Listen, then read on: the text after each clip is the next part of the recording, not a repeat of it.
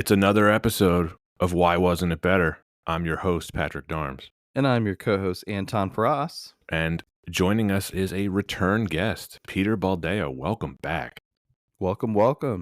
Thank you for having me. I hear we have an interesting movie on deck today. We do. We are here to discuss the 25th James Bond movie, No Time to Die. James Bond is enjoying a tranquil life in Jamaica after retiring from the British Secret Service. However, his peace is short-lived as his old CIA friend Felix Leiter shows up and asks for help. The mission to rescue a kidnapped scientist turns out to be far more treacherous than expected, leading Bond on the trail of a mysterious villain who's armed with a dangerous new technology. No Time to Die was finally released on October 8th, 2021 by Eon Productions and MGM. Directed by Cary Fukunaga, screenplay by Neil Purvis, Robert Wade, Cary Fukunaga, and Phoebe Waller-Bridge. Starring Daniel Craig, Léa Seydoux, Remy Malek, Lashana Lynch, Ana de Armas, Ben Whishaw, Naomi Harris, Jeffrey Wright, Billy Magnuson, Ralph Fiennes, and Christoph Waltz. Budget of $250 to $300 million and a box office revenue of $774 million. Peter, first of all, thank you once again for joining us. Why did you choose No Time to Die? Wow, good question. So, I remember being in the pandemic with the longest 2 weeks of my life, just sitting there, and I remember watching something that said a new Bond movie was coming out. It was the only thing to look forward to. I've been a Bond fan or let me rephrase. I've seen a handful of the older movies. I've seen all of the Pierce Brosnan movies and all of the Daniel Craig movies. Always a good sucker for a big Bond movie, always a good sucker for a good action movie, and frankly, even if the story makes no sense whatsoever, I'm still going to watch it. So I'd say I selected it for entertainment, right? It's who doesn't like to watch things get blown up and dream of being a super spy? Daniel Craig doesn't like it, apparently. Nope, he was finished with it, Yeah. right? He's moving on to his next set of, probably moving into the Taken universe. I think that's going to be his brand moving forward. What else do you put him in? I hope he sticks with these Knives Out movies because I enjoy those. Yeah, I think he's having fun with that too. Yeah, I mean, this was it. This was Daniel Craig's swan song. He was pretty vocal about not being satisfied with Spectre, and after taking a couple years to think about the role, he finally confirmed that he would be making a final appearance as Bond, and this would have been like late 2017. And we got a lot of teases about who was going to make this, but after a couple of delays, production finally began. And then, originally it was going to come out in 2019. We'll get into this in the production history, but I mean, Pete, I like how you phrased the pandemic as the longest 2 weeks of your life. Yeah, it was not really anything else to say about that. Yeah, that's it. I remember leaving work with a box. They said, Pete, take your stuff home. You're going to go home for 2 weeks. I was like, oh, this is cool. And then all of a sudden the world started to shut down. Netflix shows weren't made. Bond movies weren't made. And yeah, all of a sudden then we woke up in 2022. Yeah.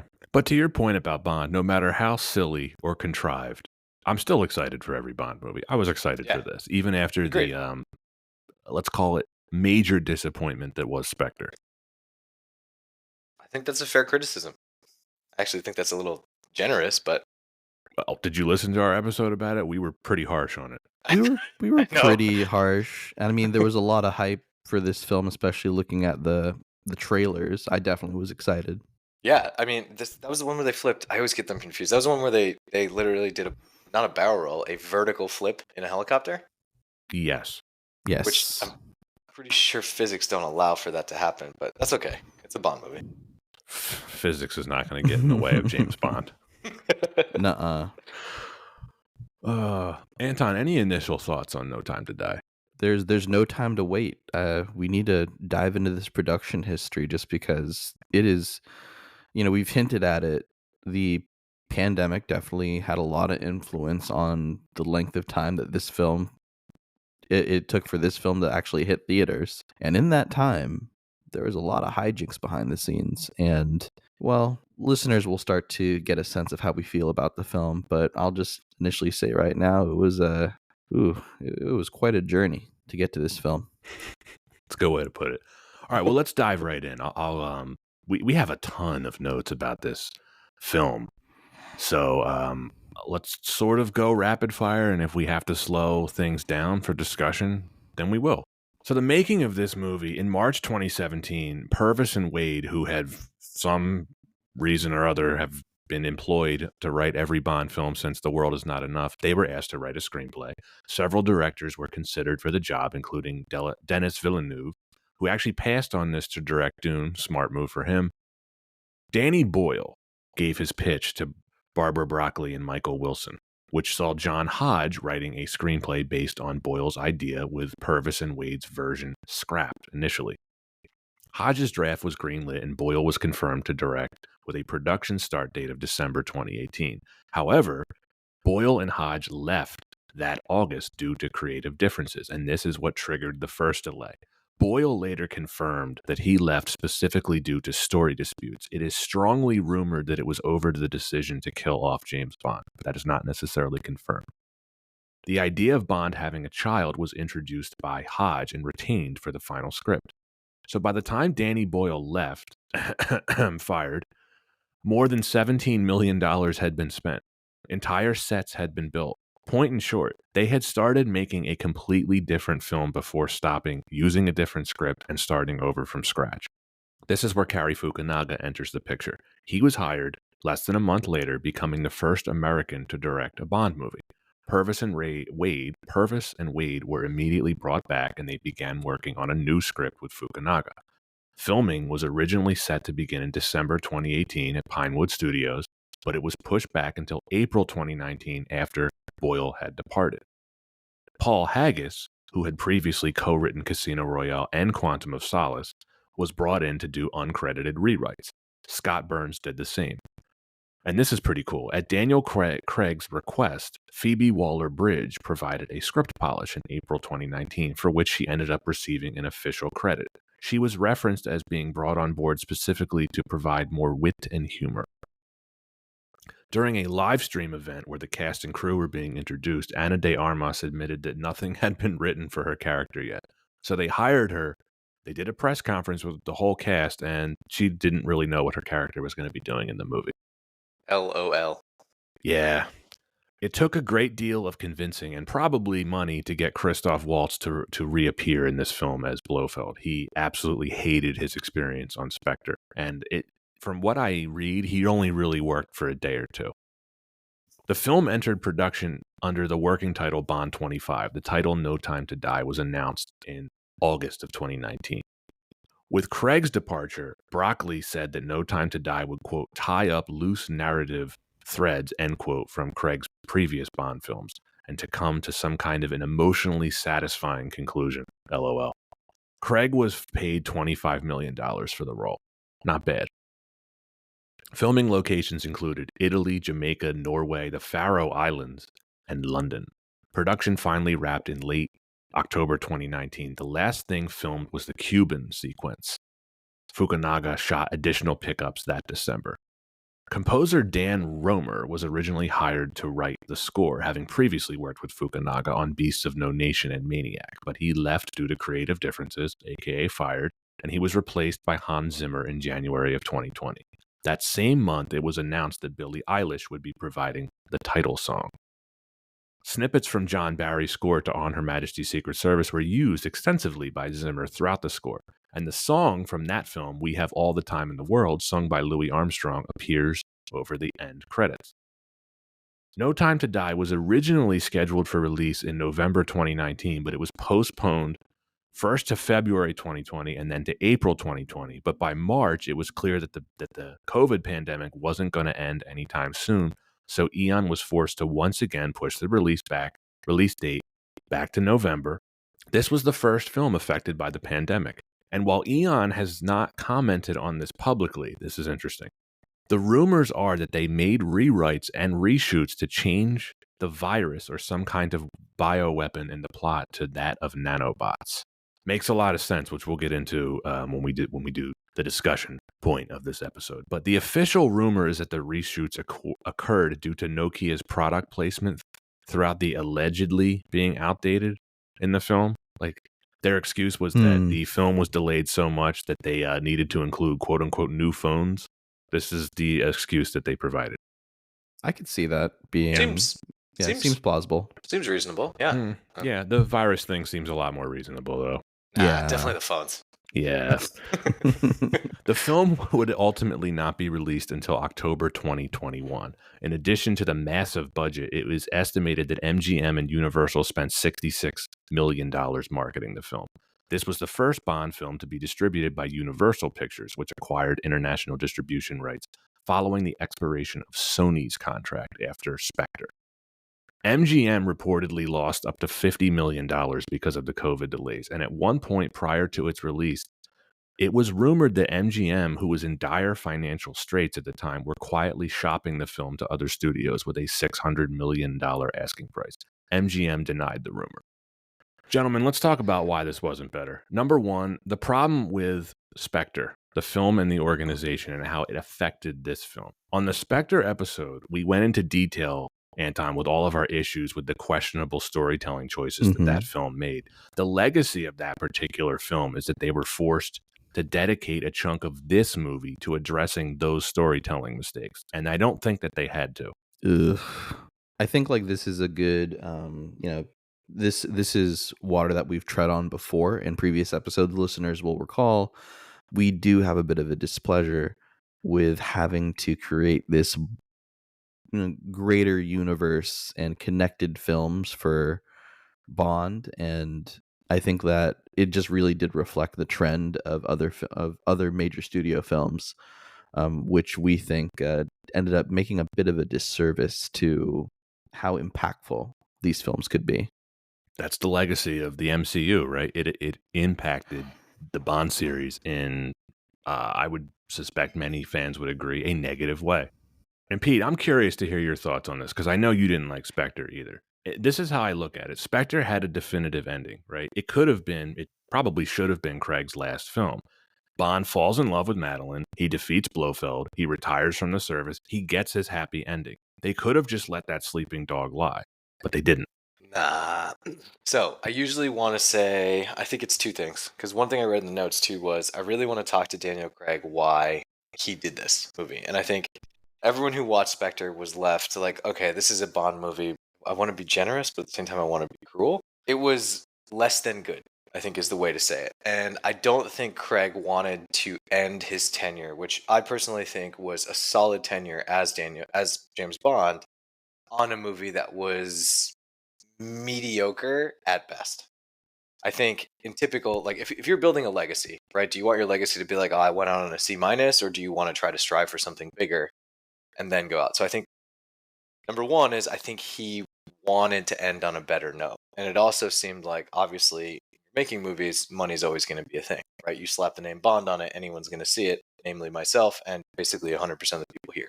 Yeah, I agree with that. I think he was so bothered by how Spectre was received that he just wanted to try to go out with his own swan song.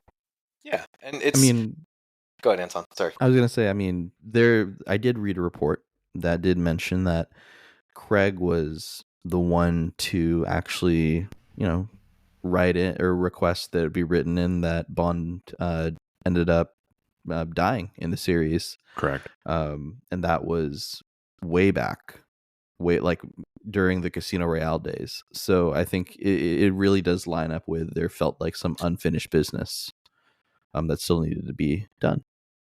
And I guess the other question too is, given the happy ending for James Bond, right? 25 years of just slaying criminals, making sure that the world is safe without anyone ever knowing. Was Longer. Bond meant to just kind of... That's true, longer. Was Bond meant 60 just to years. kind of sail off into the sunset and live in Jamaica, or were we going to give him an epic end, right? And I think death creates the legacy. But I think the directors also did a disservice, and I think, Pat, you and I were talking about this earlier, like you've killed the character off. Like he's dead now. Yeah, we'll get into that a little bit deeper further in the discussion. My problem with the Spectre legacy that affected this film is if you think about Blofeld and the organization Spectre, how do they really fit into this movie's story? I don't think that they do. The Spectre stuff takes up a solid hour. They waste the potential of the organization and Blofeld. I think it ends up, Spectre, the movie, is the thing that tarnished Craig's entire tenure, because they had to dedicate a chunk of this movie, a very, very long movie, to addressing the storytelling mistakes that they made in the previous film. And that's the problem with trying to connect all these movies thematically. They wrote themselves into a corner in the previous film. Now they have to try to write themselves out of the corner and include Spectre in the film. And I don't think that they had to do that for the story that this movie was trying to tell. I started laughing to myself thinking about how, okay, you don't only get like the death of one, you don't only get the death of James Bond this film, you also get the death of Spectre, essentially, which was funny thinking about how the last film had really worked up that this was really the puppet master and really all behind the scenes evil big bad. And then I feel like the studio was like, well, let's just kick it. Let's just kick this one under the carpet. It kind of felt like, I think I remember listening to an episode with Dark Knight. It kind of felt like they just tacked on the villain to tack on a villain. Like they had a solid. I think Rami Malek would have been. I think he's a fantastic Bond villain, but he had 10 minutes of screen time. Like they didn't really flesh that out, and they were like, "Oh yeah, by the way, the Spectre thing's going on." It's like they were telling two stories at the same time, and one was kind of half-assed. Yeah, it took me a while to nail this down, but I think I finally articulated my thoughts on it. Anton, I texted you like a week or so ago that the Cuba sequence in this film with Ana de Armas, which is fantastic to watch. It's very entertaining. Yeah, agreed. It felt out of place to me, and I couldn't quite figure it out until I watched this a couple times. I realized something about the larger story. If you completely removed Spectre and Blofeld from this, it would have no impact on the plot whatsoever. Safin wanting his revenge on Spectre, it doesn't go anywhere. It doesn't change the fact that he's still trying to do this world-threatening nanobot arms sale thing. Safin and Madeline could have had their backstory. You could take Blofeld completely out of this. You could take Spectre completely out of this. You could take the Cuba sequence completely out of this. And it has no impact on the story at all. Agreed. Yeah, I think... Go ahead, Anton. I was just going to say, like, you do have to write in somehow, like, maybe still being... How do you kind of separate, like, Bond with the daughter that he doesn't know that he has? Because I think that was kind of a part of it, that the Spectre portion ended up creating that separation. But otherwise, yeah, no, it was pretty unnecessary. So I feel like I remember watching that Cuba scene, and now granted, the stunts in the entire movie are fantastic, right? Like hands down, these guys are the best at what they do. Mm-hmm. And guys and gals are the best at what they do. That Cuba scene, when he goes to talk to Leiter and he's like, "Hey, I need you to go to Cuba. You need to go down there." And then you meet Ana de Armas. I think that, like, I remember watching that scene and thinking, "Wow, okay, this movie's taking it's taking a complete step in a different direction." And Ana de Armas appears like she's going to be the Bond girl, right? And you're like, "Okay, let's see what happens." The build-up's great, and then all of a sudden he's like, "Okay, we're done here. We're going to leave Cuba," and then you never see her again. Yep. I was very confused about that decision. I was just like, I thought the movie was going somewhere, and then it's like, let's just go back to the Spectre thing. And Rami Malek's kind of pissed off, but not really pissed off, and we know why he's pissed off, but we never see why he's engaged in a lifelong mission to basically just murder tons. We could spend a whole podcast talking about his character. Oh, okay. Yeah. We'll save the that connection for to Spectre is the Achilles heel for this film. Like, I'm telling you, this is how I see it. Drop it, and you probably get 40 minutes of screen time freed up, a lot more time to tell the story that you want to tell. And this film is just too long. It was very long. I think it came in at what, 2:45? Yeah, that's 15 minutes longer than the previous Bond film, which had been Spectre, which everybody thought was too long to begin with. The pacing's uneven to me too. Yes, agreed. Some scenes move at breakneck speed, others are sluggish. The Cuba sequence, again, it's the most entertaining part of the movie, but it also felt like a completely different movie. Yeah, it felt like a Bond movie. Yeah, it felt like a choreographed dance action scene. I have somewhere in my notes, it seemed like a Bacardi commercial. Yes. Yes. Like it's supposed to be Blofeld's birthday party, and it's like the entire Spectre organization, they're at the Bacardi launch birthday party, someone is walking around with the other match for Blofeld's biomechanical eyeball, and they're all toasting Blofeld, who's in prison. It's And weird. really out of left field. And like, isn't this supposed to be like one of the most dangerous organized criminal organizations on the planet? Yes, this is like the equivalent of like Bin Laden. What are they all doing in one place? Like, where is the chain of command decisions? Like why would you put all of the most powerful people in the organization in one place that can all die at once? Like, I think NBC wrote an entire show with Kiefer Sutherland around this. Like, he is the designated survivor. No one has. Yes. You can't continue the organization because they all died at a birthday party. Blofeld ends up being the only survivor. Subsequently, yeah. I guess we'll save this for the later section. Isn't that convenient? Yeah. Before we really get into like stuff that like we really don't like about the film, I do want to give praise to the production. This is an amazingly well-made film. Yeah. Oh yeah. Like Pete, you mentioned the stunts. The cinematography is legitimately beautiful. I remember, and I think we're gonna get to this in that opening scene. It didn't even hit me until the credits rolled that was an opening scene. Like, and it almost feels like, and I know directors do this, and forgive me if I'm not well versed in the cinematography, but it almost feels like everything was shot in one shot, right? And I love shots where they create tension, right? When he's on that bridge and you see cars coming and you see Range Rovers and they zoom in and you're like, holy crap, this thing's coming for me. And then he takes the motorcycle and he hops up the side, and I think he's in Matera. Like that's unbelievable, right? Like that entire scene, my blood pressure's going. I'm like, all right, this is a Bond movie. Like I'm ready for this. Even before that, how the film opens, it's like a mini horror movie. It's great. Yeah, love the it. mask. The mask is creepy. Yes, everything that happens, it's really well shot, really well edited, and then you find out that it's a flashback, and you cut up to the Matera stuff. It's all top notch. The Cuba, we talked about the Cuba sequence, that's great. The car chase and the forest shootout in Norway, great. And then at the end, the one take, when they actually do the one take thing, Pete, when they're in the island base and he's going all Call of Duty, it's just really well done stuff. Oh, spectacular! Yeah. Did either of you watch True Detective? I saw the first one. I never saw the second one. So if you like Fukunaga, then I mean, there's a. Then you, of course, you would have loved True Detective because he also worked on that first season of True Detective. Those long shots. Remember when Matthew McConaughey is trying to bring out he needed to take out someone that was like in just that long shot scene where he's undercover. Yes.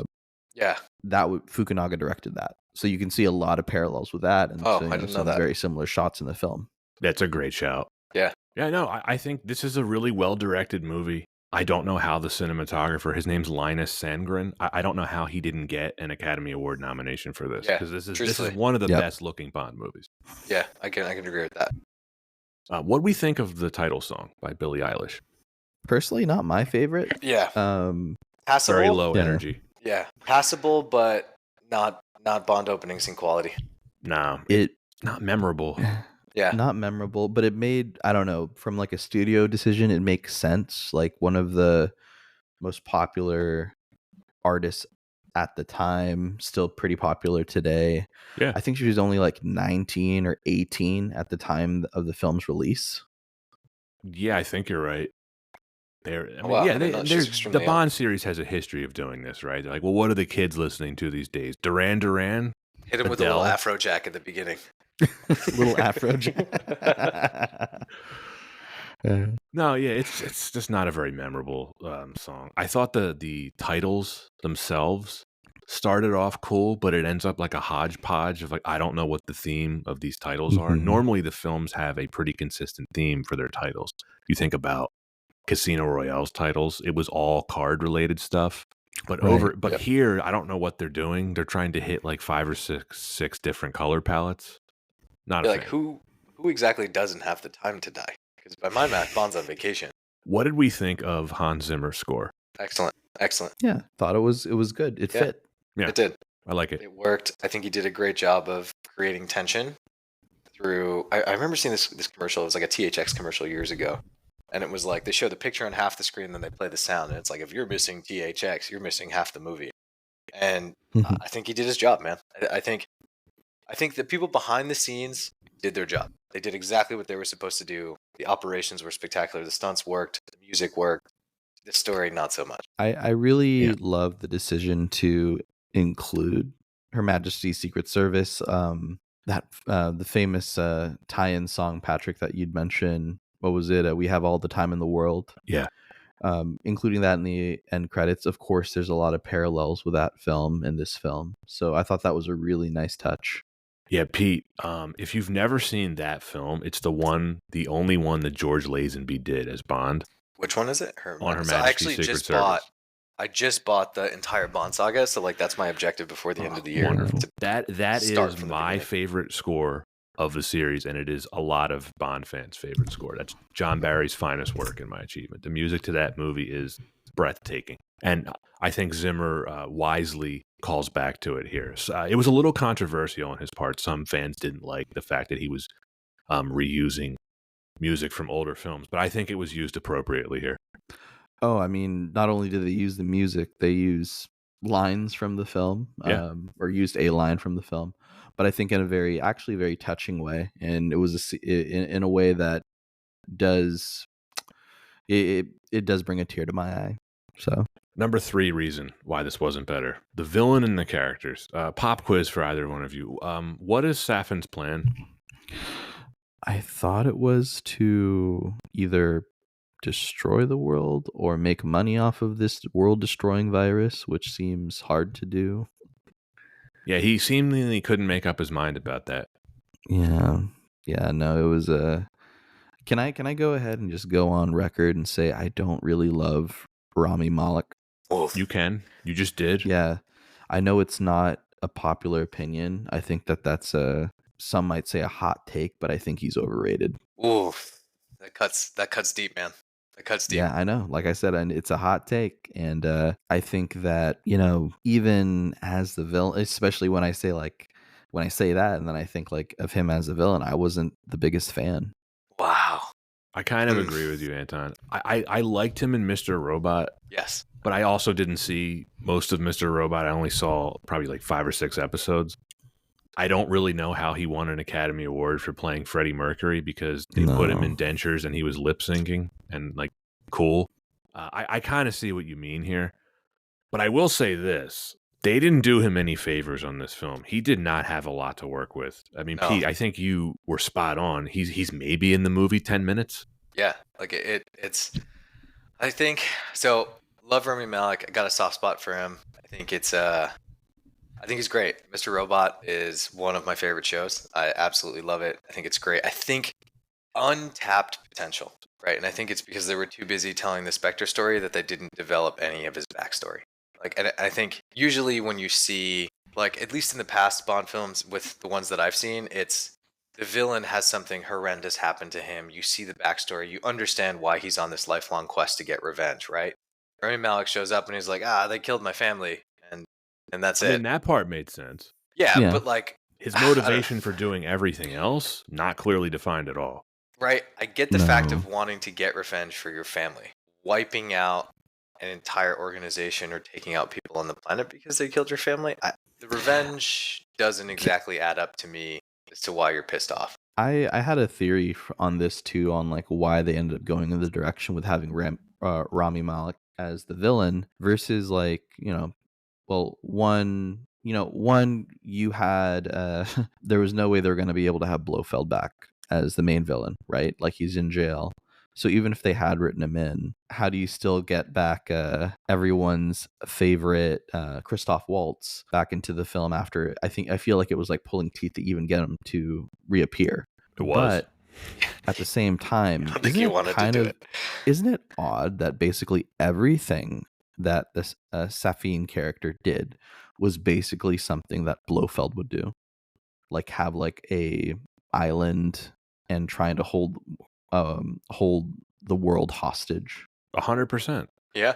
It was basically just a cardboard stand up for this isn't Blofeld, but kind of is. Yeah, basically. Yeah, let's face it. They're never going to admit this, but this, Anton, I think you nailed it. This had to be Plan B. Once they realized they weren't going to get Waltz back, they were like, "Well, let's create a character called Lucia Versafian." Yeah. Well, what? Is that clever? I feel like they could have gotten Mr. Safin. This is Lucia Forsafin, yes? Yeah. I'm What's going his to accent, reshape by the world way? now. Is it Russian or German? It's not clear. It's Remy, dude. It's just Remy Malek. That's what he is. I don't think he Mr. knew. Bond. Overrated. Mr. Bond. So I think they could have got away with it, right? And I think because there's a complete and Pat, I think I'll let you kind of detail this. There's a huge gap between the opening scene and then what Remy Malek does for 20 years. Right? Huge gap. Yes. Like no one really has any idea. And I think if they would have tied, right? If they would have been like, hey, his family was murdered, Blofeld took him under his wing, this is kind of his protege, he's going to carry out my work while I can't be here. That makes more sense. They could have gotten away with it. Yeah, but they didn't add those details. No. First, he's motivated by wanting revenge on Spectre for killing his parents, but then he wants to quote reshape the world with his god complex. But then he also wants to make money off the tech that he developed. Like, well, which one is it, Remy? Are you working for Wall Street, man? Are you fighting for what are you doing? Because I Very think towards the underwritten end, villain. he says something to Bond about his life is about legacy, but then he says like people want oblivion. I'm paraphrasing a bit here, but so they're building him up like this Thanos-like population balancer villain. I thought that's kind of what they were going for, but then a minute later, M's like, "Oh, by the way, there's ships coming to buy this stuff off him." And Pete, you opened up an interesting door about the question of the timeline. I have a couple questions about this. How old was he when he killed Madeline's mom? Because he looks the same age as her later in the movie. He does. I don't know. I don't think they answered that because he looked like he was. He had the mask on the whole time. But Yeah. he still had the messed up skin by that point. Because what did he say? Didn't Mr. White poison his family or something? Isn't that what happened? So. And what happened to his skin? Did I miss this, or am I just not recalling It's this? the poison. It was the poison. Okay. He was the only one that survived it, and it disfigured him.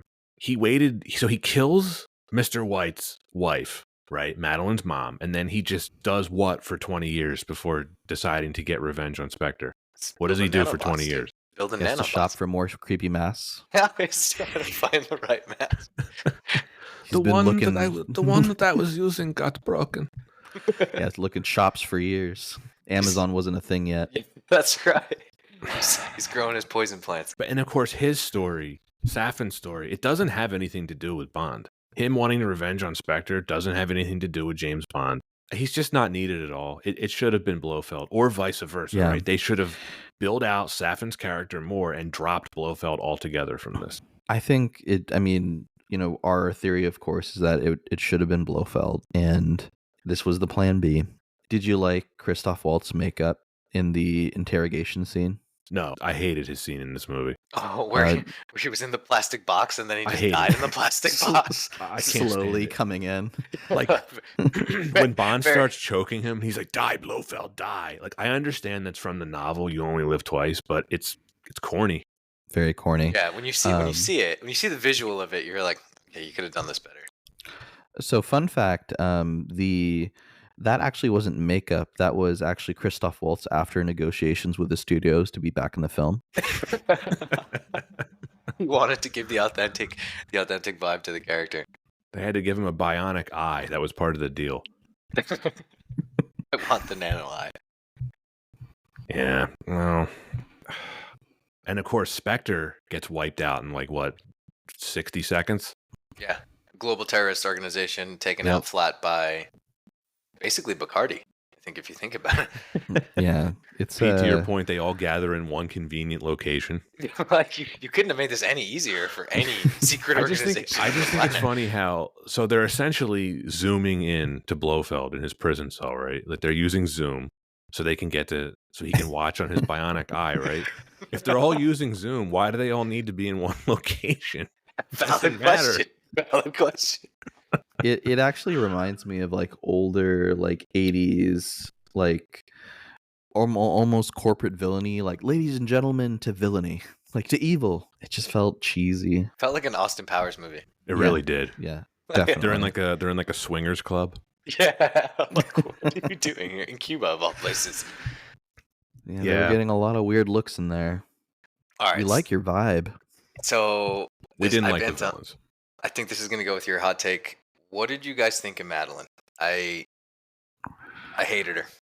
I could not buy that she was supposed to be the Bond girl. Wasn't doing it for me. Okay. Oh man. Here's what I'll say about it. I think her acting performance is very good.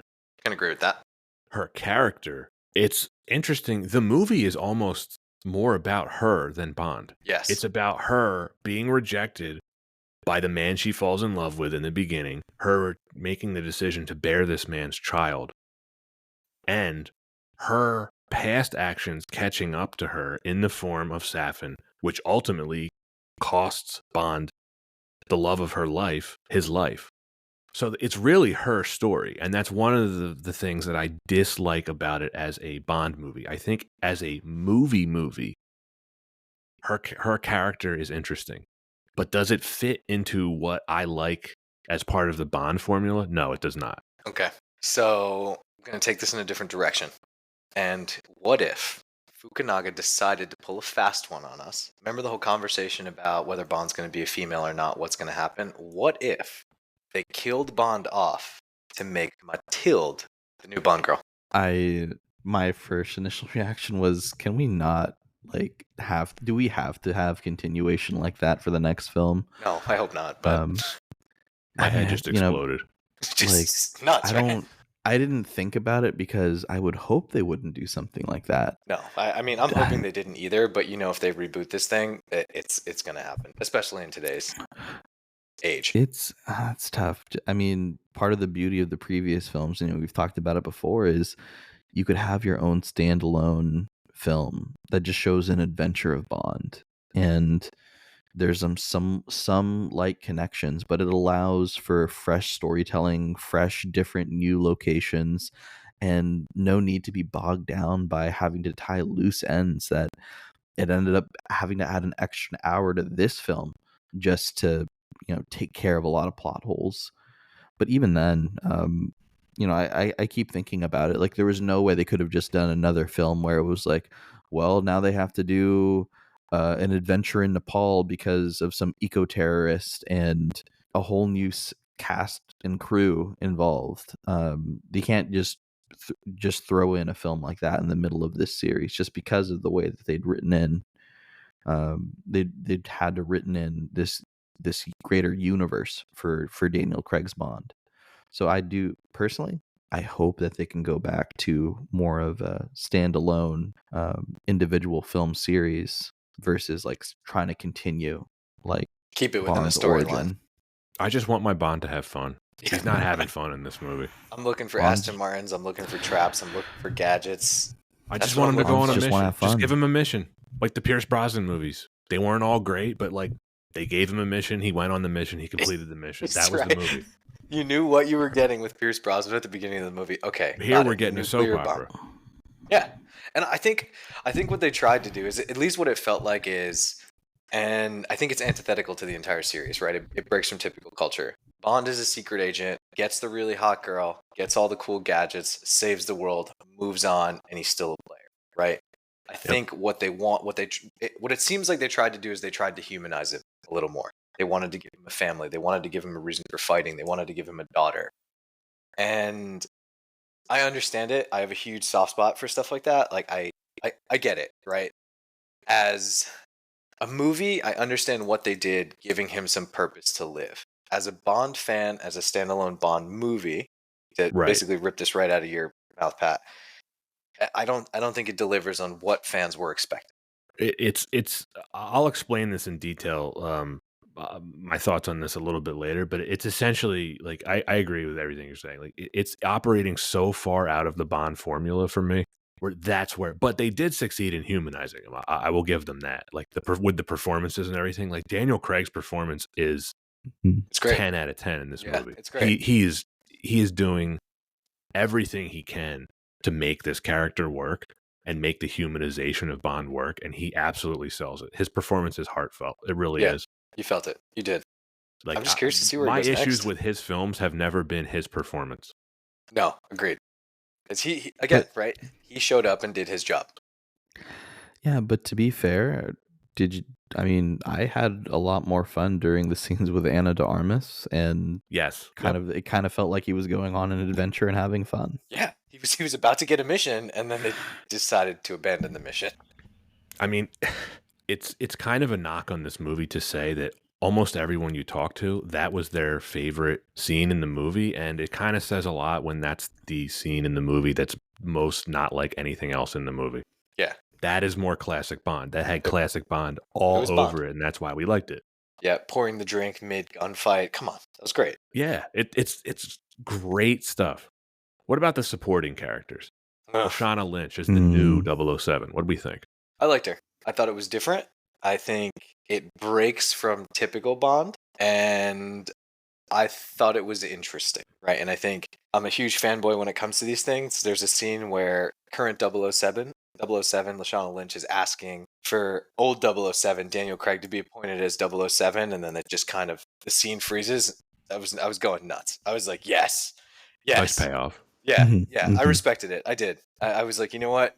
You did it right there. Yeah, I didn't Overall- mind her that much. There was talk about this film going too woke before it came out. You know, it was controversial to hear, like, wait a minute, how can there be a new 007? But I liked her performance. I thought the controversy was much ado about nothing. Yes. I liked her Yeah, scenes agreed. with Bond. She had some good dialogue with Bond. She had some good dialogue with Moneypenny. I liked it. Yeah, I think she fit well with the cast. And also, listen, let's give a shout out to the Aston Martin she was driving. Oh yeah. Yeah. There's a few Aston Martins in Yeah. this movie. This is like it's got to be like a record for Aston Martins in a movie. There's I think 4. 4, yeah. Yeah. Thank God they delayed to wait for the new models so they can start filming again.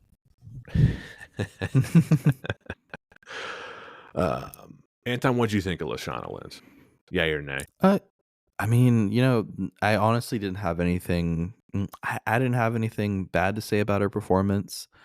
Almost thinking that they were gonna push a lot more, especially with reports that they were going to have a quote new 007 in the film. But you know, not. I was. I think if anything, just to kind of comment on that, this was coming during like a more like woke period. Even Barbara Broccoli said, you know, we have to continue with the times, and it's going, and Bond's also going to move along with the times. And I think you kind of see that with Bond doesn't sleep with the Bond girls in the film, if that makes sense. No, he doesn't. Yeah, and I think like it was kind of done in a bit more organic way. Like maybe there just wasn't any time. He was a bit more busy, but you know, you kind of expect that. And considering Bond's track record, that's something that would have typically happened in a more traditional Bond film. I liked most of the characters. There's 2 of them that stand out to me that are so bad that I dislike the film more for it. Number 1 is Dr. Tobias Funke, the crazy Russian scientist guy. Like, dude, what the hell movie was he in? He's in There's a dozens of completely us. different movie. Yeah. It's just, he's like, oh, Mr. Safin, Yeah. oh no, Ugh. magnets. Kind Just- of a bumbling. What a terrible Yeah. performance. And gotta just comment on this. So, and let me just make sure I understand the plot of what happened here. And I think I know exactly where you're going to segue into this next. MI6 used a Russian scientist to develop a DNA weapon. Then they lose the scientist, but they want to go get the weapon back. Then MI6 and the CIA both send agents to retrieve the scientist. And then both of those organizations end up losing the scientist to the global terrorist organization. Right? Did I miss? Mm, Is that? yes. Well, Spectre captures him, but then Safin takes him, right? Like flips him. Yeah. But he was working for Safin the whole time because Safin calls him, remember? He's like, Spectre is coming. Yeah. Like, so MI6 and the CIA both lose a scientist that was perhaps bad from the beginning? Question. I've got some questions about the plot that I'll get to. Yeah, Okay. he's just in a different movie. Yeah. The other character I didn't like was what is the State Department official's name who's always traveling with Leiter, played by Billy Smileyface? Oh, was that Yeah. Logan Ash or something? Yeah, that's it. Yeah, I Not- Yeah. I hated that character. I think his He's best. so obviously a bad guy from the first second you meet him. It's Right. there's just no subtlety to that kind of villain. I don't like the actor either. No offense, Billy Smiley Face. But very, very gross character. Yeah, that very, little he's like the little laugh he gives. It's just like you're a political appointee from perhaps one of the most secretive organizations on the planet. Like I knew you were a bad guy, and I'm not a spy. Felix Leiter might as well introduced him to Bond. Like, oh hey James, he's the secondary villain. Yeah, right. It's just It was pretty funny how he died though. Like it was satisfying. Get crushed. Yeah, Yeah. the Range Rover was like, and the tree was breaking, and then Bond was like, sorry, dude, you're done. And I was like, all right, at least it was a him fitting end. brother, and he's like, I had a brother. His name was Felix. Yeah, Yeah. yeah. I dig it. I dig it. I also wanted to, and I knew this was going to happen. I knew Felix was going to die. Like the minute he came back into the movie, I knew he was going to die, and I just didn't want him to die. But I think he's a great Felix. I always liked Jeffrey Wright. Yeah, I think he was fantastic, man. I was sad the way they killed him. I understand why they killed him, and I think that gave Bond a little more oomph to be like, you killed my best friend who I had a cigar for. I get it. Didn't have any impact on the plot. That's true. That he could have just sailed off into the sunset and been completely fine. But Yeah. That was a tough moment for me. Let's talk about Ana de Armas as Paloma. Pete, go ahead. Loved it. I think she was fantastic. I think she's gorgeous as well. I thought she was the Bond girl. I really did. Like when you first get introduced to her, she was quirky. She was different. She wasn't like a supermodel. She was like kind of lost, and she was like, "Oh, I've only had 3 weeks training." I liked her. I thought she complimented it well, and I was so psyched when watching this movie that she was going to be in the movie, and she was going to be able to develop that chemistry with Daniel Craig. And she did, and then they were like, "Wow, we have something good going." And no, Spectre. Back to the far less interesting part of this movie. Anton, what'd you think? Fantastic. I really do. I mean, I think that Ana de Armas is a great actor, and I really enjoyed just the chemistry that she had with Craig. And, like we've said, it was such a fun part of the film that like I caught myself like enjoying. I think that one of the knocks I have on this film is that it's just so dang serious. Or they try to. It's hard to have fun when you also just feel so sad. Yeah, that's fair. And so was she technically CIA? Yes. Okay, that's what I thought. She was CIA working in Cuba. Yep. Yeah, Cuban intelligence agency. Okay. Yeah, so we hinted on this a bit earlier. Before we get into that, any other performances you want to highlight, Anton? MQ, they're all good.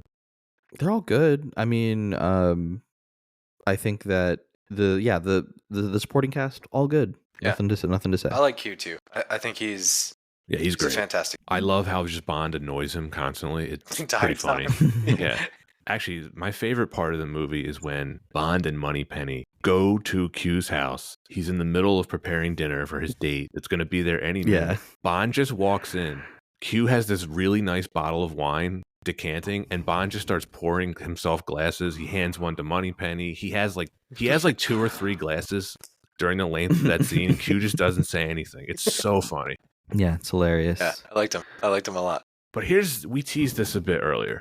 And Pete, you started to get into this discussion. We see Bond retired, miserable, with a child, feeling some type of way about his personal life. It's pure melodrama. The question is, do these things inherently belong in a James Bond movie? No, they don't. I see why they did it. I understand the choice. This is about the villain, plot to take over the world. How's Bond going to kill them? Where are the bombs coming from? What are the new gadgets?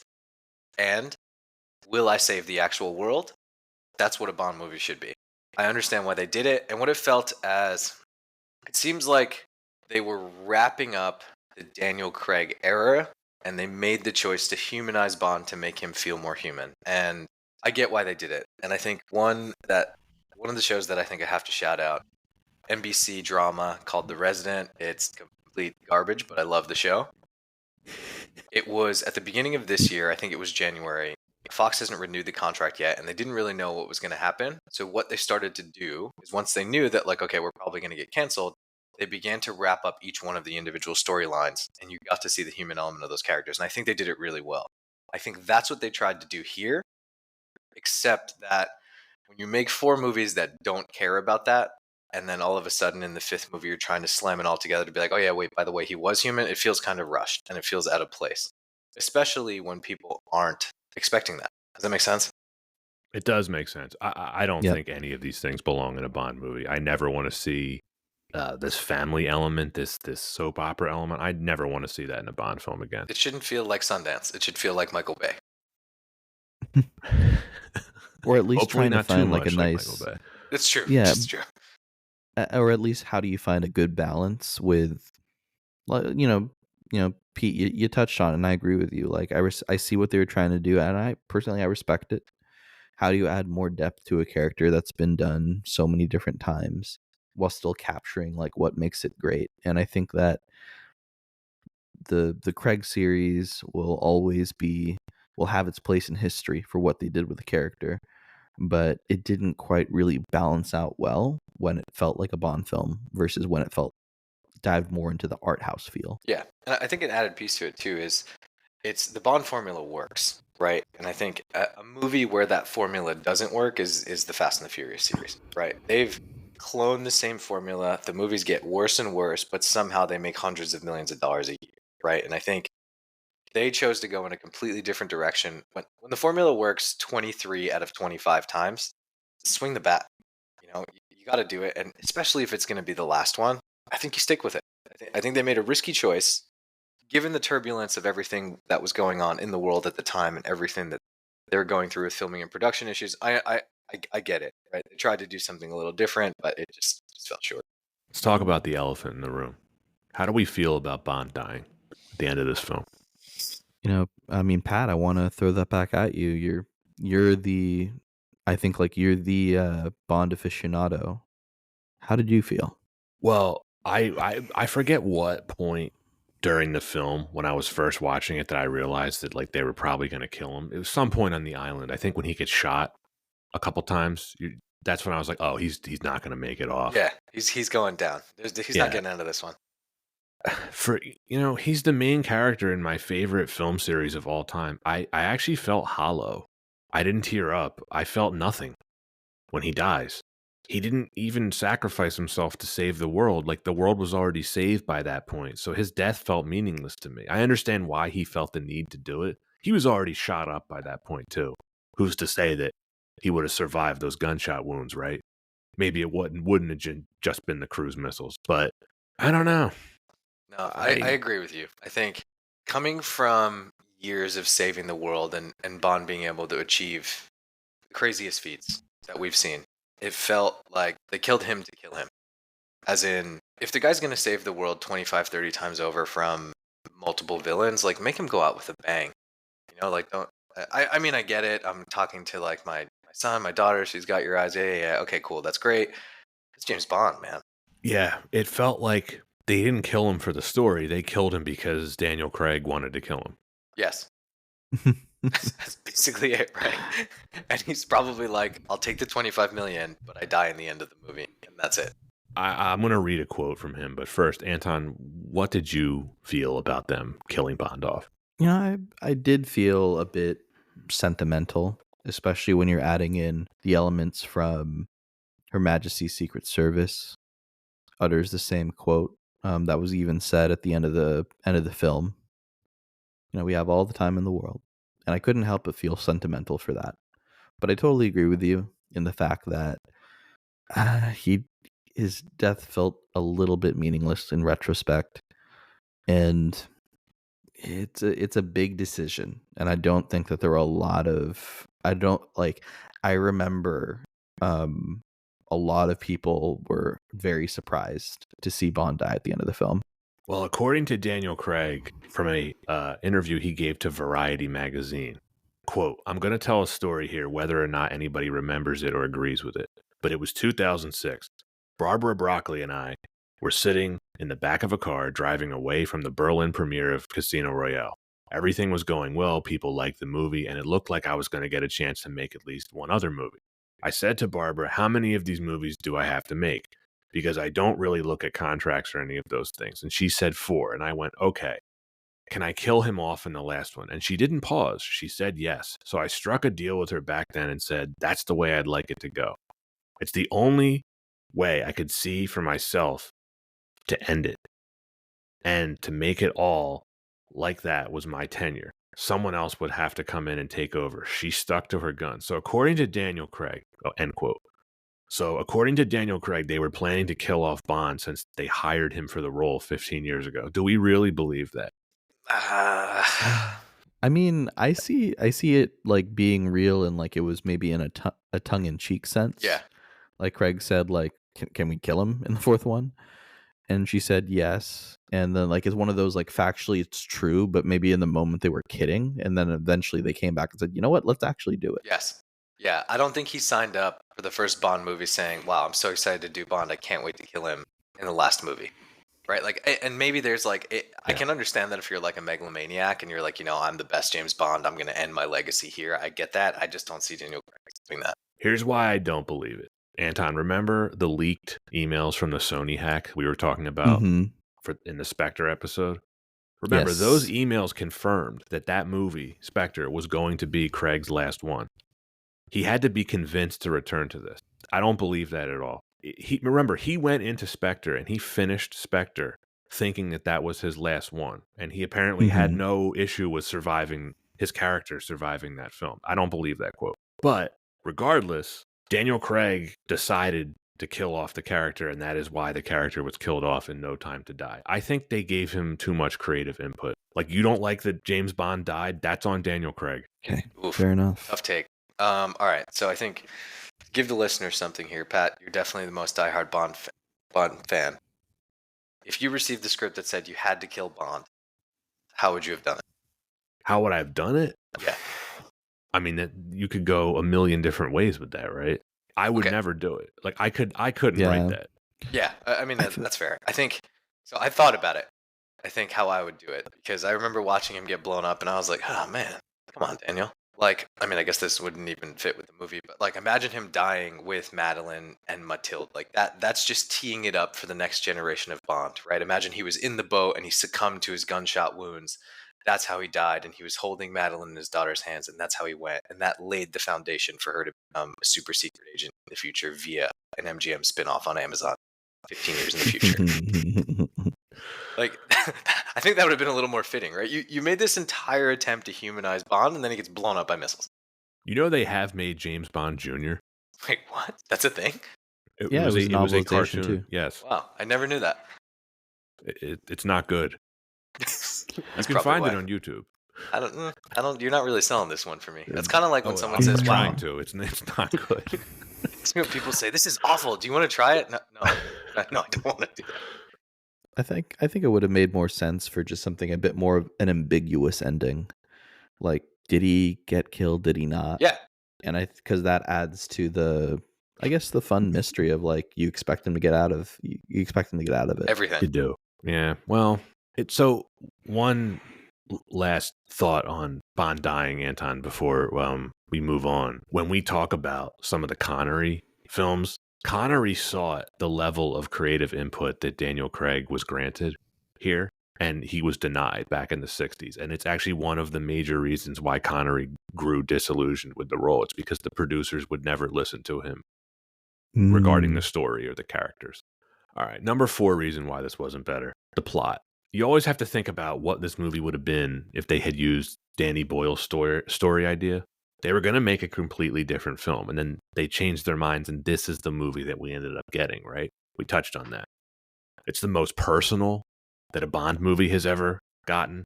Pete, you mentioned the pre-title sequence. You don't even realize how long it goes. It's actually 24 minutes long. It's the longest one in the series. Wow. I didn't even realize that. I had no idea. Like, when it starts, it just starts on such a quick note that you don't even realize that you haven't even seen the opening credits yet. Right. And Anton, we've joked about this, but there's another Vespa reference. 15 years and 5 movies later, and we're still riding that Vespa scooter. Come on, man. They couldn't go a movie without mentioning her. Can we just move on? Also, she was 23 years old when she died. She was not that young in Casino Royale. Not believing that. No. It just It makes you really wonder, did. right? Like, she was so Yeah. obviously older than that in that film, and they still made the decision to list her age as 23 here. Like a deliberate decision on their part. That's not creepy at all. No. And It's not creepy for a 50-year-old guy to be thinking about her 15 years Yeah, later when he knew her for maybe 2 weeks. That's not weird. exactly. And I'm not convinced. Like, it's just so. It's such an interesting thing that that they ended up making her the love of his life that he can't move on from. Yeah, of all the Bond girls, that it was her. It was like, this is another Arrested Development reference, but really, her? Is Really? she funny or Her? something? What's crazy, Anton, is that they did get off it. Skyfall had no reference to her at all. We actually had moved on past Quantum of Solace, and they drag her back into Spectre, and again here. Such Just when you think it's over. her? Really? Again, didn't have to have any reference to her in this film, and you could have had the same film. Yeah. Some other plot holes that I noticed. So Blofeld being in prison for 5 years, right? They thought he was crazy. He was talking to himself.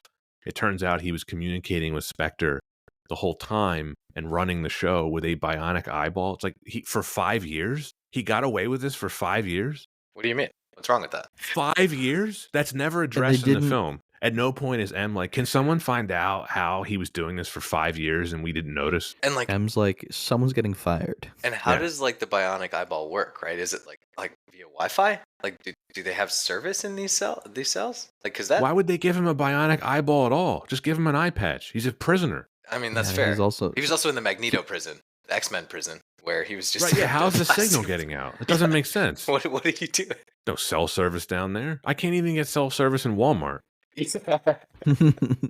Let alone this guy. He's got 5G, man. That's why. Yeah. Oh, it's Nokia. He had the new phones from Nokia. Oh, sorry. I should have known that. Yeah. Well, actually, if we think about it, 5G was releasing at the time of around like 2021. So maybe it starts to line up with it was 5G that was actually releasing the virus. Wow. Or it was Starlink. Ooh, good one. Starlink. Oh yeah, there's a whole bunch of explanations for that. I retract that as a plot hole. It's not at all weird. A couple other questions. So the guy's Cyclops, right? He's working for Spectre in the beginning. He's working for Spectre in Cuba, and then at some point he switches allegiances to Safin, and it's never explained. Doesn't make sense. Go where the money is, man. Yeah. It's not clear how Spectre knew Bond would be at the Bacardi launch party in Cuba. Remember, they have that DNA weapon ready to go, expecting it to kill Bond. How did they know Bond would show up there? They shouldn't have. Good question. No, they couldn't have. So that doesn't make sense. That's why they all came. They knew he was coming. Right. But he only comes because Felix asks him to show up. And we know that guy, Billy Smileyface, he's not working for Spectre. He's working for Safin. So he didn't tell Spectre.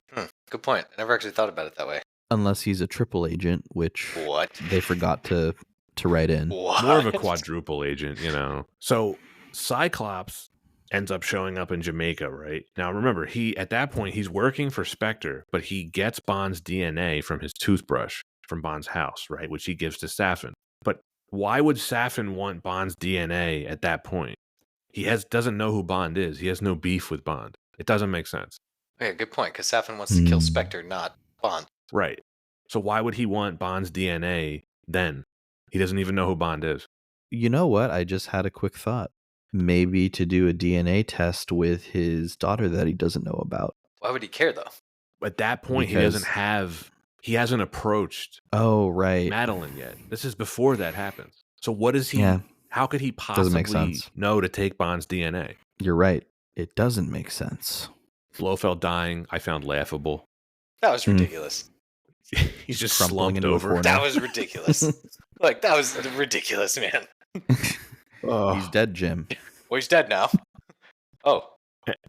Again, coming back to the thing you flagged earlier, Pete, why didn't Safin try to go after Blofeld at any previous point in the past 15 years prior to this? Like, it's not like he was Why doing was he just anything. waiting around? He waits till Blofeld's in prison?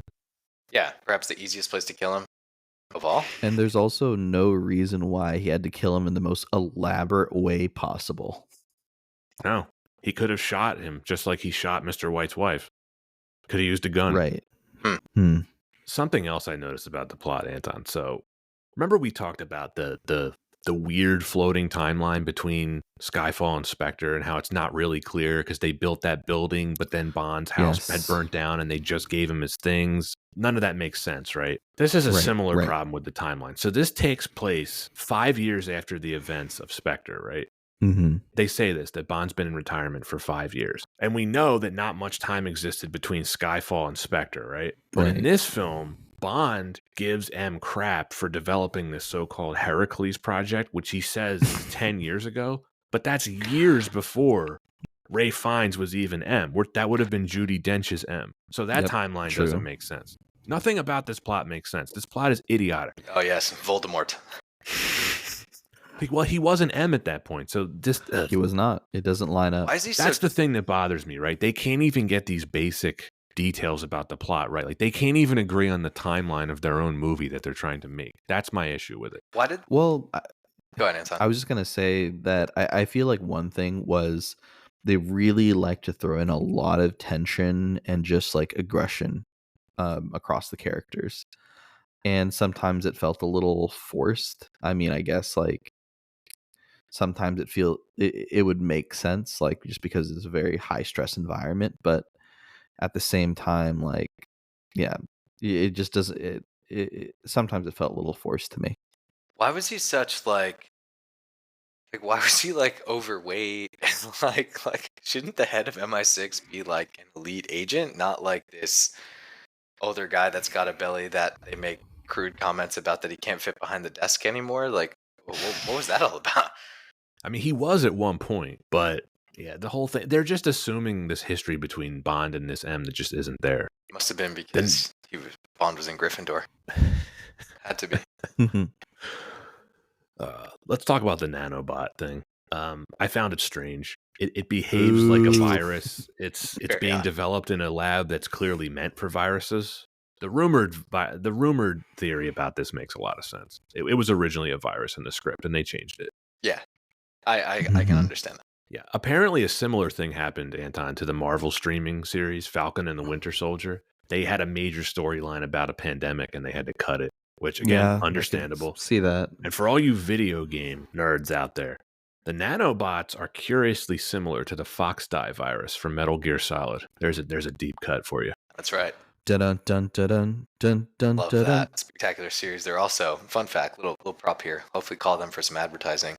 They are remaking all 3 of the Metal Gear Solids on one collection on like PS5 and Xbox. So I will be a buyer of that. Very excited for that. But they want $60 for it day one.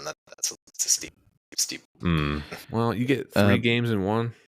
And Pat, have you played the Metal Gear Solid series? I have.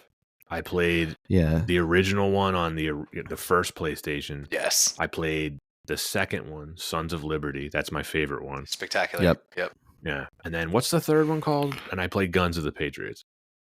Twin Snakes. Yes. I played those 4. Then they made that like awful very much spin-off with like Raiden. Yeah, there was that was in Metal Gear Solid too. Sons of Liberty. No, he was the main character there, which kind of rubbed me the wrong way, but I understand why they did it. The game was still pretty spectacular. But then like years later, they made one when it was just him. Oh, I didn't even play that one. It was really it was bad. Not good. It was not. It was awful. I've played all of them, and it was terrible. Yeah, that's probably all of the controversy in the Metal Gear series is definitely probably better fit for a gaming podcast, but it is just kind of a fun nod to all of the espionage in the Metal Gear Solid series. Did take a lot from James Bond. Love it. After Indeed. Yeah, just wanted to give that a shout out. Winter of 2023. Why wasn't it better? Video game edition. We're all waiting for some kind of movie show version of Metal Gear Solid, but I don't know if we're ever going to get one. I think they some other plot holes I noticed. No explanation is provided as to why Madeline never told Bond he had a daughter. He never asked her, like, why didn't you tell me? Maybe that was also the most frustrating thing for me was the beginning of the film. She was clearly pregnant and wanted to tell him, and he's putting her on the train. She's touching her stomach, and she's not going to say anything. Like, she's not going to say anything. I was just, I thought that was frustrating. It was tough. Why does she hide her daughter from MI6? Remember they later say like, oh, we didn't even know she had a daughter. Like she worked there. How do you not know she has a daughter? For 5 years? Where was Mathilde the whole time? Was she in London with her? Did she not come to bring her kid to work day? It's just amazing the British Secret Service had no idea that she had a child, even though she was Blofeld's psychologist. Also, who was stupid enough to take their child to the same house that Safin found her in when she was a child? She just takes her back to the same house. So it's interesting. I remember reading this in the notes, and I was like, and this is, I think I'm giving credit where credit may or may not be due. Maybe hiding in plain sight is the best solution. But at the same By time, herself? like, yeah, what's wrong with leaving a 5-year-old alone in Norway? but yeah, I was just thinking, like, even just like the just thinking about like the logistics of it all. Like, where does she go to school, and what about childcare? It's the same flawed logic, Anton, as oh crap, Silva's trying to kill M. Let's take her to my semi-abandoned house in the middle of nowhere, Scotland. Yeah, it just looks cool. In case we need to call the police, they'll take at least 30 minutes to get there. It's like you're probably safer in London. Another thing, why does Safin take Madeline and Mathilde at all? Like, why take them back to his base? What does he gain? By this point, Blofeld's already dead. He's gotten his revenge on Spectre. He has his island base all set up. He's going to start selling off the nanobot tech. He's won. He's completed nanobotting. Because plot device, that's why. They needed to give Bond a reason to die. Yes. Yeah. The whole nanobot thing was just weird in general. It felt very pseudoscience-y. It doesn't really gel with the soap opera elements, does it? A great sci-fi film, if you think about it. Yeah, it is. Virus would have made more sense. Pretty like wacky. Yeah. Yeah, I mean, I have a question too. When they get to the island base, are they... So he has employees like farming the nanobots in some kind of like poisonous water? Acid. I feel like that's not good for nanobots. No, like how does that work? Are they growing them? Like none of this is clear. What are they doing in the poison water thing? I'm not really sure, besides killing Tobias Funke. It looks... He goes on that like weird racist rant to her. He's like, "Your people." Yeah, this just blows him away. Not really sure what you're trying to do. Yeah, like that's how he dies. Like that's it. Yeah. So Safin, he just lets Mathilde go. Yeah. She like bites his hand and just runs away. Poorly written scene. You could tell they weren't really sure what to do with that scene. Yeah, very odd. He takes the girl. That's his leverage, and then all of a sudden he's just like, "Okay, you don't want to be here. You can go now." And I was like, "Huh? Yeah, you can go." That's pretty easy. I was like, "This James Bond's daughter right there, getting out of tough situations." I will say, Anton, this is for you. The island base gave me serious Nightfire video game vibes. Yes. Very, very, very good call. Great production design on the island base, though, right? Like really cool sets, channeling the Dr. No stuff. I like the poison garden. They didn't do anything much with it, but it's cool to look at. Again, really well-made movie. It fit. Yeah, especially when you do that, like just the long shot of him just going level by level, taking out the guards. Yeah. It was awesome. Felt like Pete, so the Garden of Poison Plants, that is a feature from the You Only Live Twice novel. Like that's Blofeld's garden in his like fortress in the novel You Only Live Twice. Yeah, I was wondering why they didn't do more with that. I thought it was a really cool idea. Yeah, I mean, Safin has a few lines about it, how this plan will do this plan will do that, but then he doesn't do anything with any of them, which is curious. Again, with the nanobots thing, MI6 had no way to neutralize them at all. It just seems like Bond gave up so easily. Like, there's nothing I can do. I just have to die. It's like maybe give Q and the guys in the lab a couple days to work on it. Nope. All right, buy him some pizza. He gave up way too fast. Yeah.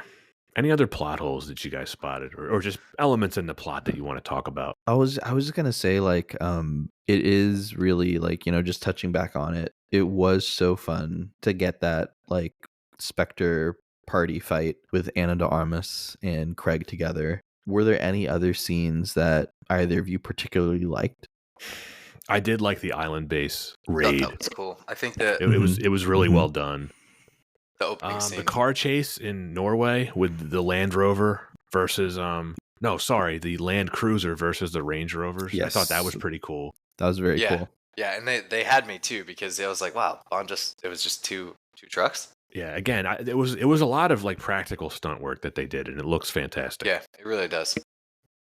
I think the opening scene I think was great. Like the thing that did it for me was when he hops on that dirt bike and just does a huge step up jump to get out of there. That I think was one of my favorite scenes. That open, like I made it a point to write it down that this was unbelievable. I really like the scene where they're just sitting in the Aston Martin, letting it get shot at and the gun gets closer and closer, and they just keep shooting at the glass, and you're thinking, when is it gonna break? Yeah, that was cool. I thought that was really fun. Oh, and Bond is just seething mad at this point. Oh yeah. Great acting from both of them. Yeah. Yeah, in general, I mean, other than the Cuba sequence, the pre-title sequence is probably the best thing about the movie. It's one of the better pre-title sequences in the series. Speaking of watches, Anton, he uses his watch a couple different times in this movie. It's an Omega Seamaster. What'd you think of this one? Our good friends at Omega. It's not my favorite Omega, Me neither. but at the same time, like still, still a pretty watch. And you know what? Maybe I would think differently if I had one on my wrist. So, maybe if our friends at Omega want to mail us anything, I wouldn't say no. That's true. Yeah, Pete, we're really banking on Omega becoming a future sponsor. We're trying to make that happen. No, I support it. When I wear watches, I only wear Omega. Does that help? It's a smart man. Yeah. Bond's wardrobe, it's I'd say uneven in general. I like some of the stuff that he's wearing. I like the corduroy suit in the beginning. He's wearing a blue linen jacket even before that when they arrive in Matera that I really like. I own one of those jackets. Mm-hmm. The rest of his suits I think are really good. The Island Siege outfit, okay. It starts off really cool with that blue commando sweater, but to me there's something a little disconcerting about seeing James Bond in suspenders.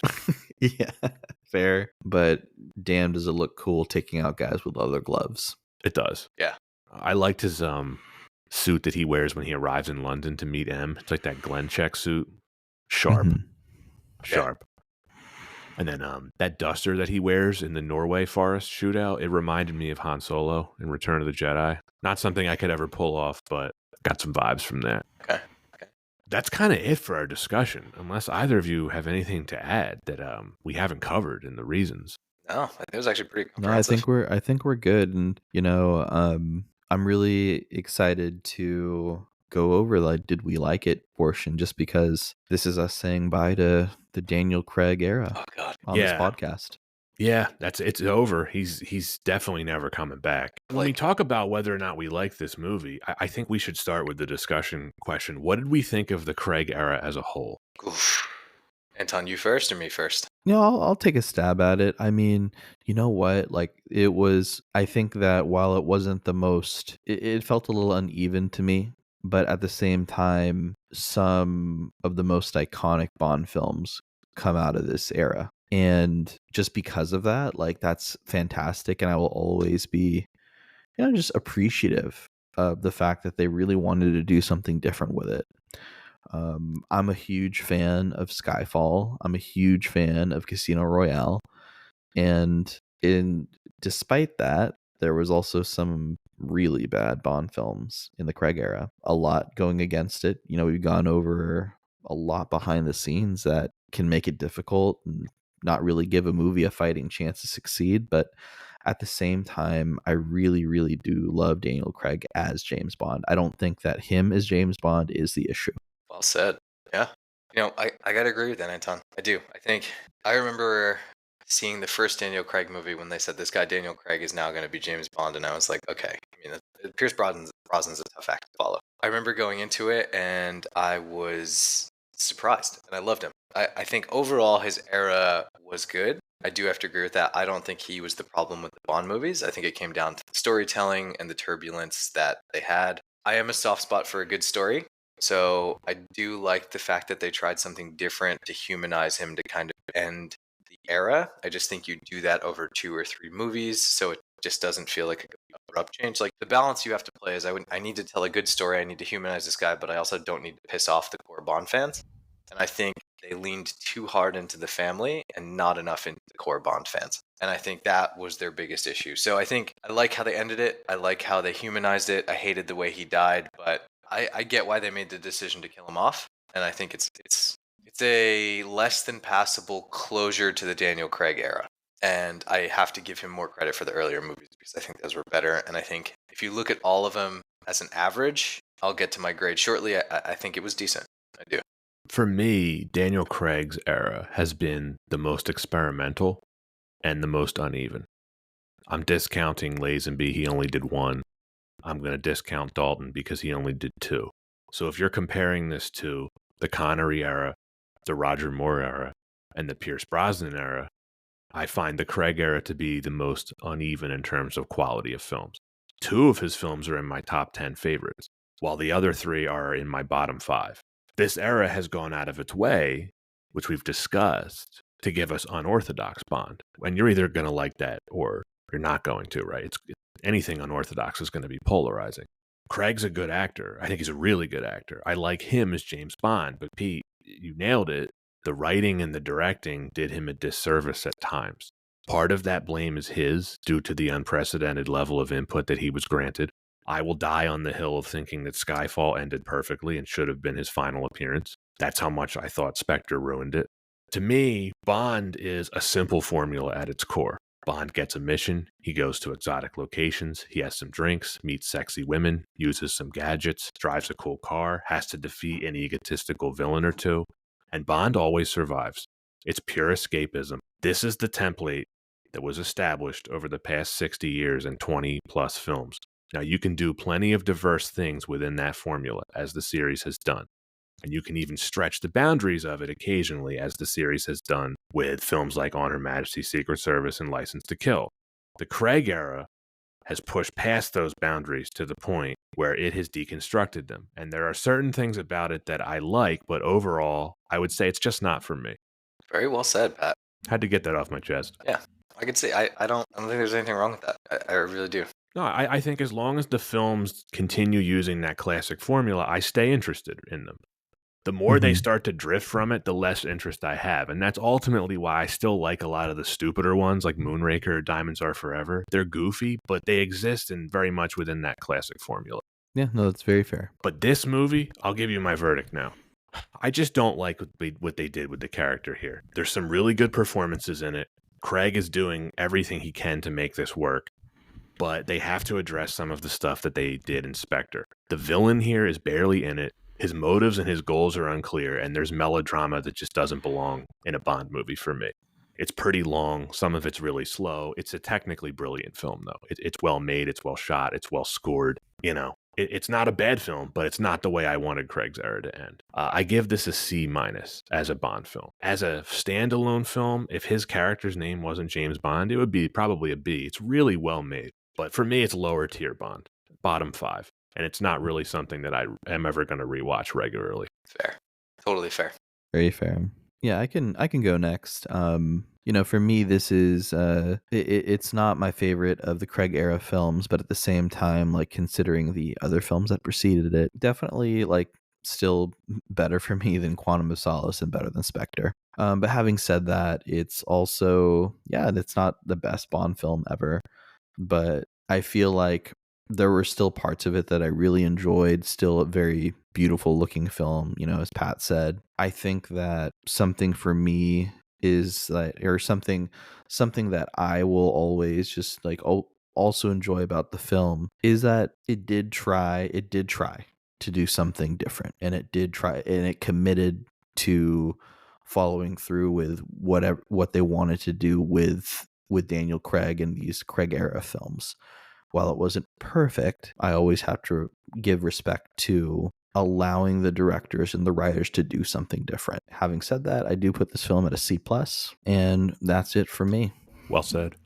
All right, so I think that leaves me. So I'm going to do 2 things. Rate it as a movie, and then I'm going to rate Craig's era. I think as a movie, I'm going to go a solid C+. I'm with you, Anton. I think it was an entertaining movie. Technically, all of the back-end stuff to go into making the movie, I think, was phenomenal. The storytelling was a little letdown. I understand there was turbulence. C+ is what I'm going to say as the movie. To rate his entire era, I'm going to go solid B. And a lot of that is going to have to do with Casino Royale and Skyfall. And I think that may be generous, but that's what I'm sticking to. I think that's fair. Very fair. You can't say that his era wasn't successful. These movies were all successful. Yeah. How you measure success is subjective, but financially, they all did really well. Yeah. Although this movie, I don't know, when it gets delayed that much by a pandemic, there's only so much you can do with the box office numbers. Yeah, But there's only so much you Yeah. can do, and also folks going back to films, that was something that was still recovering as well. yeah, we're always talking about the box office, Pete. You remember when we talked about Terminator 3 and you were like, "Oh, that's adjusted for inflation, right?" I'm like, "No, that was the budget then." You were like, "Oh, Oh God. oh boy." And I think that entire environment has changed now forever, right? I think I don't know how you Yeah, measure a lot of these success. movies have to make an astronomical amount of money to turn a profit. Yeah. I will say, though, it is interesting to reflect back on when the film was released, the state of film going at the time, just with like record lows of folks attending movie theaters. I'm very happy to say that it's quite the opposite. We're getting record highs of folks going back to movie theaters. Yeah, folks are excited to go to the movies again, Yeah. I mean, I'll echo that. more now than ever. Anytime, and I think it's just you take that away from people, right? Like I appreciate it now. I appreciate those AMC opening sequences with Nicole Kidman. I never realized how much I missed dancing candy and Coca-Cola until you actually get in there and you sit down in the theater and you're You like, like that commercial with Nicole Kidman? oh, it's ridiculous. But it's if you close your eyes and look at it, like this is why we go to the movies, right? To feel those emotions, to be able to create that, right? Like it's cool to watch it at your house, but like this is exactly why you go to a movie. Right? You go to be taken on a journey and a story to basically escape reality for 2.5 hours, and then you emerge on the other side and you hope to God that it was good and not Terminator 3. You hope it was something that was entertaining and is gonna, I guess, change your life in a positive way, right? And for a while you just kind of lose that because it wasn't there. What do they need Nicole Kidman for? They could get you to do these commercials. I mean, AMC, just want to say, I was a former shareholder. I'm here for you, Adam Aaron. If you ever need someone new, I make a great dancing box of Sour Patch Kids. I'm here for you. Just let me know. You're a hell of a lot cheaper than Nicole Kidman. Oh, damn. I'll do it for free. I'll do it for free. Well, that's it for No Time to Die. Peter, thank you so much for joining the podcast once again. My pleasure. It's been a pleasure. Yeah, thank you. I'm always honored, guys. Pete.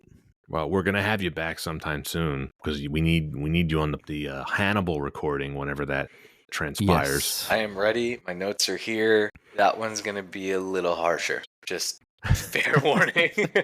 Hey, that makes sense to me. Hot take. And then, do we have you booked for anything for next season? I don't think we do, but I'll send you. I'm Send open. you I the can list. have my agent contact you guys. Right now, they're negotiating a deal with AMC, so I'll see if I have some availability. Oh, right. Oh, okay. Well, Okay, great. Hopefully you can fit us in. Yeah, I can pencil you guys Hey, in. we'll keep those channels Yeah. open. Yeah, my people will call your people, and I hear the Omega guys are going to be reaching out to us soon too. So Splendid. Well, that is it for this week's edition of Why Wasn't It Better? Tune in next week when we talk about some movie because we're not really sure what the release order is going to be as we keep repeating. But if you like what you hear, please give us a like or a subscription wherever you get your podcasts. Take care.